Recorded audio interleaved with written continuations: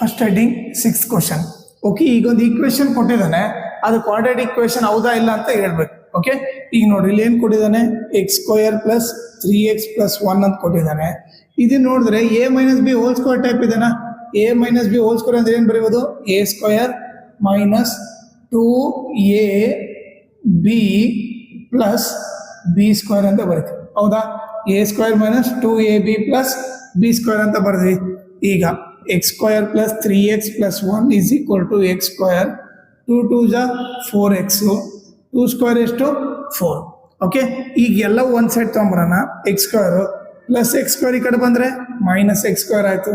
ಇಲ್ಲಿ +3x ಬರಿತೀನಿ. ಈ -4x ಈ ಕಡೆ ಬಂದ್ರೆ +4x ಆಯ್ತು. ಓಕೆ, +1 ಈ +4 ಈ ಕಡೆ ಬಂದ್ರೆ -4 ಈ ಕಡೆ ಬಂತು, = 0. ಈಗ ನೋಡಿದ್ರೆ x² ಕ್ಯಾನ್ಸಲ್ ಆಯ್ತು, ಪ್ಲಸ್ ಮೈನಸ್ ಇದಕ್ಕೆ. ಈಗ ಇವರಿಬ್ಬರು ಆಡ್ ಮಾಡಿದ್ರೆ ಎಷ್ಟು ಬರುತ್ತೆ, 7x.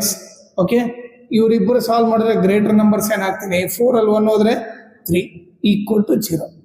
ಓಕೆ, ಇಲ್ಲಿ ನೀವು ನೋಡಿದ್ರೆ ಹೈಯೆಸ್ಟ್ ಪವರ್ 2 ಇಲ್ಲ ಅಂತಂದ್ರೆ ಇದು ಕ್ವಾಡ್ರಾಟಿಕ್ ಈಕ್ವೇಶನ್ ಇಲ್ಲ ಅಂತ ಫಿಕ್ಸ್. ಓಕೆ, ಸೊ ನಾವೇನ್ ಇಲ್ಲಿ ಬರಿತೀವಿ, since it is not in the form of ax² + bx + c = 0. okay, it is not a quadratic equation ಅಂತ ಬರೀತೀವಿ. ಓಕೆನಾ.